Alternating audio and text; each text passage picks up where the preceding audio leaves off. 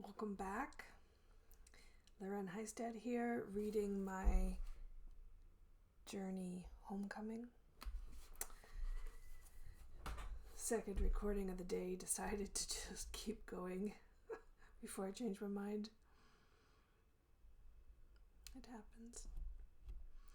Okay, we are diving into the first chapter in my third book, Mastering Your SOULworks. And just before that, I decided I'm going to read the foreword in this book. Okay? So, I have decided to write the beginning and ending to my own story. Quite unorthodox for the foreword to be written by the author of the book, I do realize. But in truth, I am the beginning and the ending, the Alpha and the Omega to my own journey. As a self-professed messenger of change, I am here to help identify the times we live in while bringing closure, teachings, and awareness to the masses. Gulp. I do call this one particular section of my book Mastering Your SOULworks, but the process continues to expand as we do. I did not consciously come into this world with all the answers, nor do I profess to have them. I do not profess to have them. I have learned through experiences along the way, just as others before me have done. As my awareness continues to grow and expand, further insights and truths are divinely revealed in a guided process of soul development.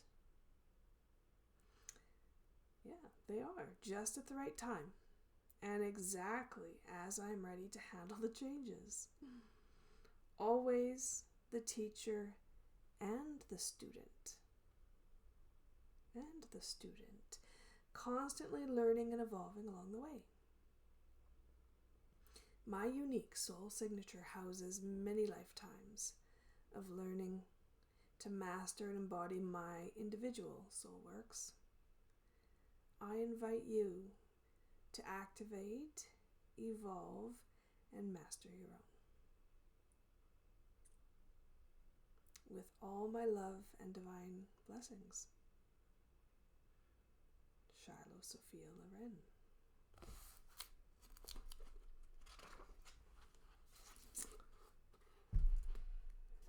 Yep. Okay, here we go. Chapter 48. And so I rise. Let me be very clear to all those who bravely hear my words and feel my truth. I am not here to defend my title, argue the detailed events that have shaped my entire life, prove myself worthy to anyone but myself, debate my experiences, or judge anyone in this world. I am here to drop the veil, bring the truth to the surface, and be the messenger of change I have most certainly been anointed to be.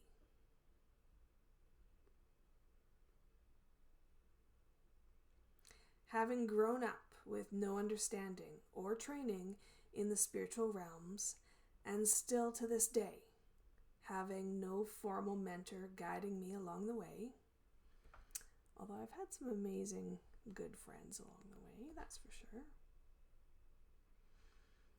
I became a self-actualized healer and teacher very early on. In fact, at a very young age, I could hear my name being called by those in need, was able to connect with loved ones on the other side, could identify where energy was out of alignment, saw vivid visions of events yet to come, and was able to astral travel through time and space to connect with both past and future aspects of myself. Truth. I have also witnessed and experienced the spiritual warfare between dark and light firsthand on more occasions than I care to count. And more importantly, have learned and already taught, right? Already taught and evolving your soul works about the reasons behind this ongoing battle. Truths that required many years of inner growth and understanding to fully embrace. More recently, I've also lived out and experienced both biblical accounts as well as other events culturally foretold for generations. It started in the book of Revelation, found at the end of the Bible, moved to scriptures within Genesis at the beginning of those same ancient scriptures. From there, my life catapulted into events, dates, and timelines within the books of Isaiah and Daniel. Information I was never privy to or aware of before the happenings unfolded. My entire existence has never reflected an awareness or understanding that was first presented itself through documentations or teachings. Never did. It was always a physical manifestation or personal experience accompanied by the guidance from above to understand the clear connection to materials already written. In other words, I always experienced the events firsthand and was later given evidence on how it fit within the predestined timeline of my own soul works. No self-fulfilling prophecy based on previous knowledge. Nope. Not even close. Instead, it was a complete lack of spiritual knowledge and yet detailed and accurate events in my life echoing these prophecies.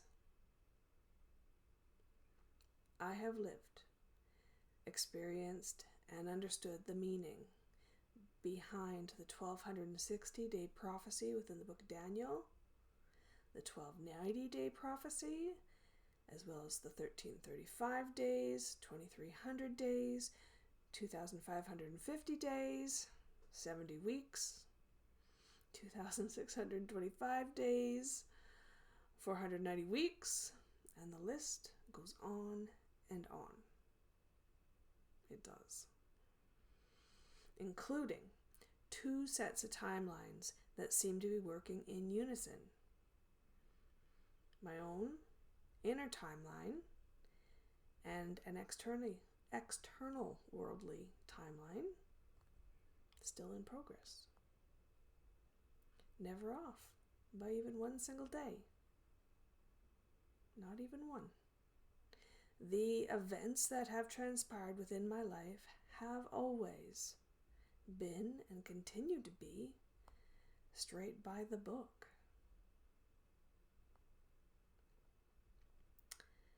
A feat almost beyond comprehension,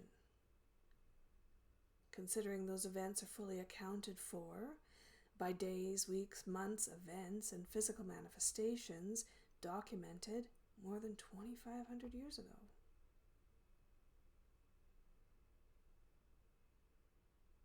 Do you grasp the chances of my personal events falling directly into alignment with these obscure numbers?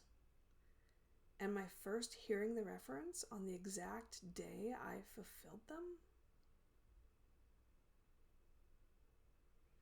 Let alone consider the odds of every single one of those dates and timelines making sense in my life?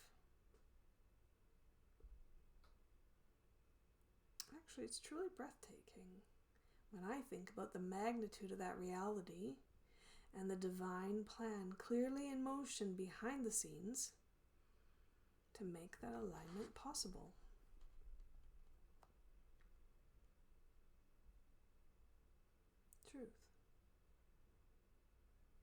every single time, every single time I think I've fully exhausted all written and oral words about this era and my involvement in it, even to this day, I miraculously encounter yet another aspect I didn't even know existed. What I have exhausted over the past, then 9 years of my personal transformation are my own doubts. Most of them. At this point, I would be completely naive, actually, to dismiss. I'd be completely naive to dismiss my encounters. Thanks, anyways, for your input on that. Instead of finding the faith and courage and trust to believe in what has transpired and move forward with that inner knowing. I've also concluded these dates and times are lining up in my life so that I may process the magnitude of why I'm here and the responsibility bestowed upon my soul. Now, from my perspective and guidance, that function is simply to bring awareness and teachings about the auspicious times we live in, so that we may finally transcend the old belief systems and move into a higher state of being. Now I realize every single person on and off this planet have their own reactions, opinions, and perhaps frustrations with my self-professed fulfillment. I'm finally at peace with that, knowing I am. I'm not asking you to believe in me. It's not even my responsibility to ensure you fully accept what I have been guided to teach. It is my sole purpose to provide and write the truths I have been appointed to deliver. And the truth is, there is no one religion, culture, or group of people whose beliefs or understandings of this time have been completely accurate. That reality alone, I believe that's by divine design. However, all truths and understandings, However, all understandings and teachings do bear resemblance to the truth. Honestly, it should be of no surprise. It should be of no surprise that the answers to navigate this world are found somewhere within the middle of all cultural understandings and experiences. After all, oneness is not the state of knowing we are all connected. It's the state of acting like we are. Remember? It's taken me years and years of inner work to get ready to share my story. Even when I finally settled down to write my truth, I shook uncontrollably for hours and cried for just as many.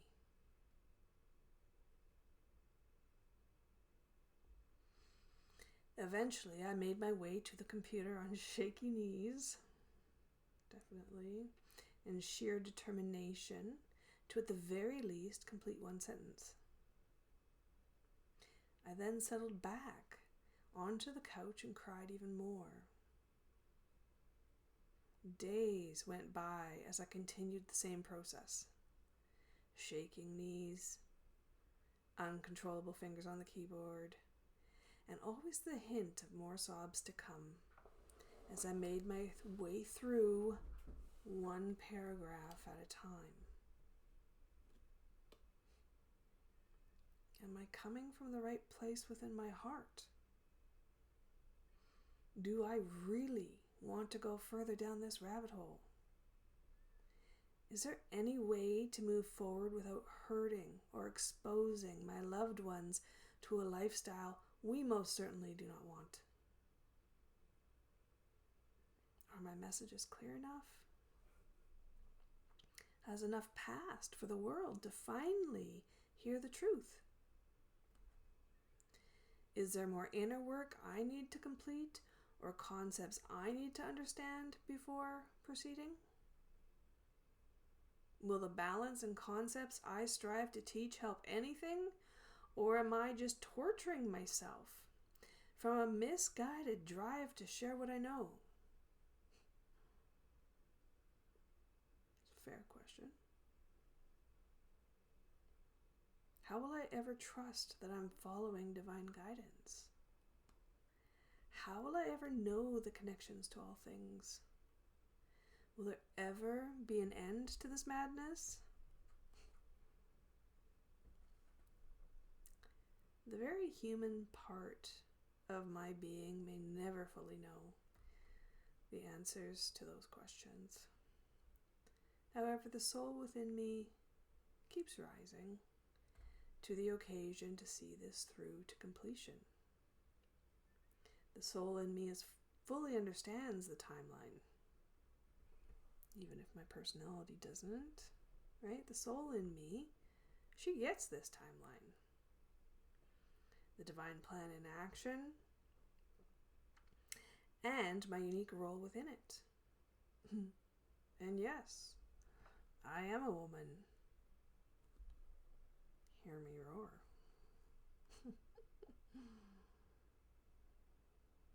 The events I have personally endured are an important part of my story.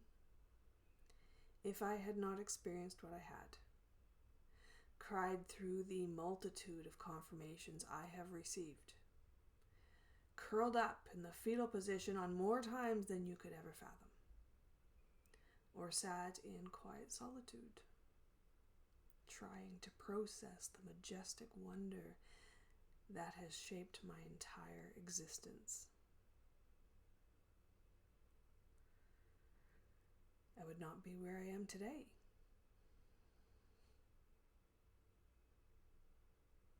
Confident in my connection to spirit, my own unique story, and my willingness to fully surrender to my role as a messenger of change and a defender of the light.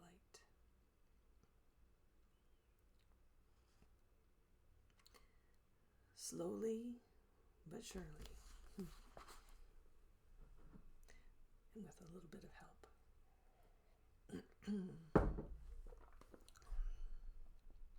I've started to share my story. In doing so, numerous mystics, people of all faith and religion, even friends and family, have asked me to let go of my story, or at the very least, minimize the magnitude of the experiences. Honestly, I simply can't.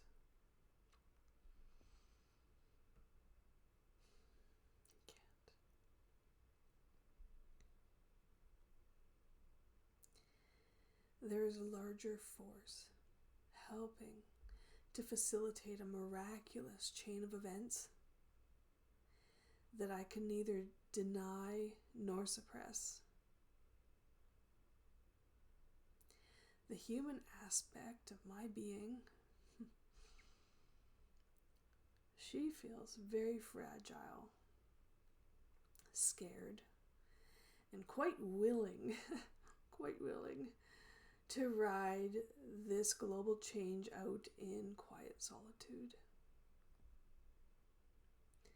Beyond that mystifying doubt, however, is a responsibility I feel so deep within my soul that no amount of fear can withstand the momentum.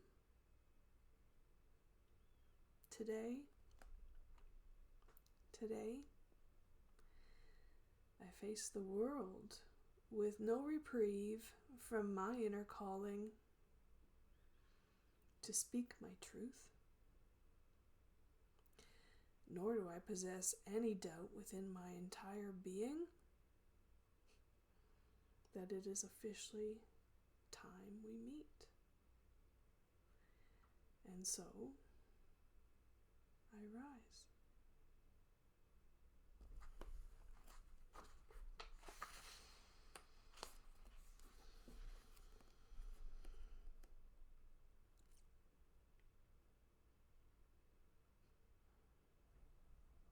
Thank you for meeting me here. All right, mastering your soul works. I've worked long and hard to achieve my expanded state of mind, and yet still struggle to fully embrace my life experiences and teachings with absolute certainty.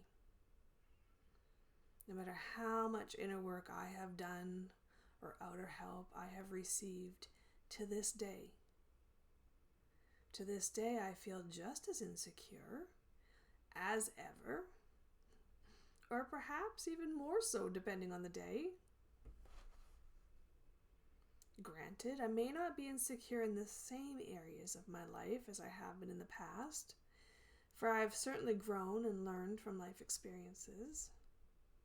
However, overall, my demeanor of insecurities and a huge lack of self-confidence still exists.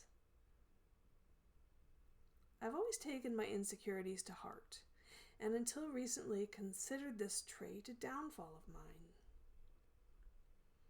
I always wondered how it was I could teach, give guidance, and move forward with my own life path with all those insecurities still intact. In truth, I've learned to not perceive my insecurities as a weakness, but in fact a strength. Yep, I really did just say that. Defining the term more clearly, being insecure means someone who is self-conscious, unassertive, and humble, shy, timid, unsure, and not always firm or set in their ways. To be honest, I value those traits in both myself and all others, and often prefer them to those oozing with self-confidence and certainty. Not that I don't value a confident person, but I do see the value in someone who leaves room for more growth and awareness to present themselves. I mean, at one point, humanity was very confident the earth was flat. Other times, people have been adamantly secure in their knowing that life after death is non-existent. For centuries, people have even been preaching and demonstrating their unwavering faith that they know exactly what will transpire during these prophesied times. To those confident people, I simply ask, are you so sure you know all the answers? Are you confident that your soul has already encountered all there is to experience? Is there validity in your security of thinking the current teachings are all factual and real? Does your confidence account for humanity's evolution and the potential for the unknown? There's literally only one thing I am completely secure and confident in: the knowing that there are many unknowns yet to be discovered, understandings yet to surface, and divine potential yet to even be tapped into. In fact, it is so exciting to be open to the possibilities, realities, and awareness of discoveries yet to come. Isn't it? Do yourself a favor. do us all a favor. Stop beating yourself up over your lack of confidence or your abundance of insecurities. Perhaps it's time to recognize and embrace those perceived weaknesses as the true strengths that they are. When promptly understood, insecurities are not what keep one from moving forward. No, they're not. They're the very fabric of life that propels us to create new pathways of awareness and understandings. Confidence is overrated. It is. It's overrated. The meek shall truly inherit the earth by delving into the depths of our still very unknown and ever-expanding soul potential. Your move. Honor your story. Over the past many years, there's been mystics, religious advocates, friends, and family that have asked me to let go of my story or to minimize talking about my experiences. And honestly, I can't. I have certainly tried on many occasions. I can let go of the perceived understandings of this time and work to define my own truths regardless of the original stories. But let go of who I am or the life I have lived? Impossible. Impossible. And I don't think anyone should let go of who they are unless it is an aspect they themselves want to let go of. We have lived the lives we have for a reason. Sure, there are elements within various experiences worthy of surrender.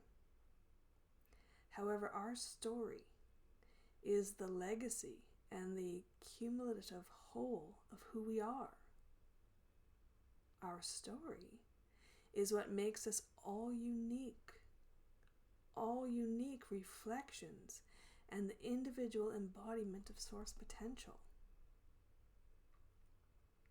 With that in mind, take the time to review your own life path. Decide for yourself what you're willing to let go of and what aspects of your personal story you will hold on to with all your heart and soul. Secondly, honor our collective story. Honor our collective story. Respect the beliefs, understandings, and experiences of our global history, while forgiving our transgressions. Understand that we have all been here, working towards activating, evolving, and mastering our individual and collective journey to enlightenment. Honor the faith and hope that our ancestors endured to make it to this very point in history. The past beliefs were not wrong. They weren't. They were the accumulative collection of truths at each and every moment in time. Instead of berating what has once been, understand it is the exact act of believing in a higher power, holding faith for a better world, and believing in global change to arrive, that we find ourselves at this very moment in time. Our past is not to be disrespected. As you honor your own individual story, hold on to the important aspects of our collective past as well. Surrender and forgive experiences and understandings that no longer serve the highest of good of all involved, while retaining key elements of heart-centered living with all your heart and soul. Give thanks for the lives and lifetimes that have helped chart our global path and surrender to individually and collectively move further into uncharted territory and the next new stage of our collective evolution. Next, embrace your insecurities. Learn how to value both your insecurities and your own personal doubts. These global nuggets of self-reflection are the exact elements needed to create change. Honor the fears and uncertainty that arrive when charting new ground, while still allowing yourself to move into the unknown. This sacred space of the unknown is the exact place in which evolution, inspiration, and true enlightenment flourish. Next, live intuitively always. Always.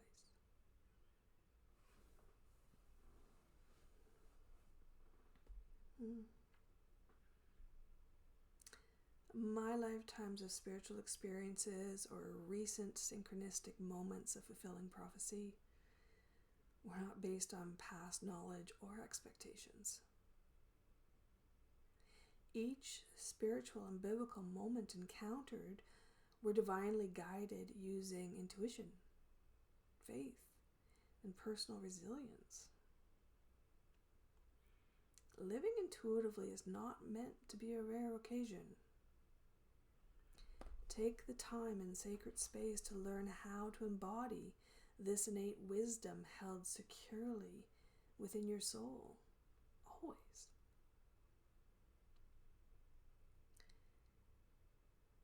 And lastly, let the tears flow. Emotions are not meant to be held in, chased away, or ignored. They are meant to be indicators of our inner soul reflection and unconscious awareness.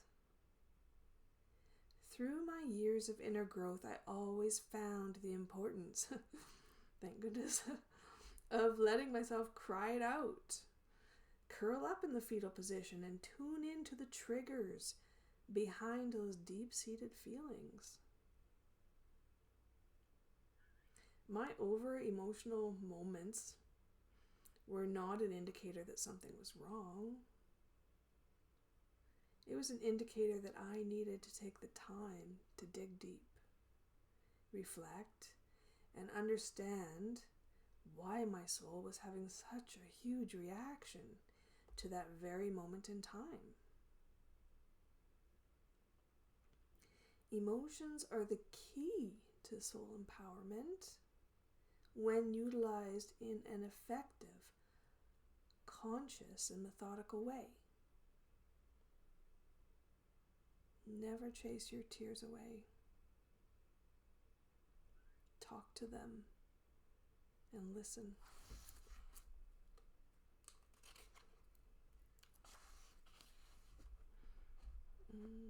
There's one more hiding in here. Never give up. Find the courage, faith, and inner strength to believe in both your own path and our collective ability to create a better world. Stop comparing yourself to others and learn how to just trust in your own process. Every life experience and soul path provides an individual contribution within the greater landscape of our global existence. Start owning and loving your own unique journey.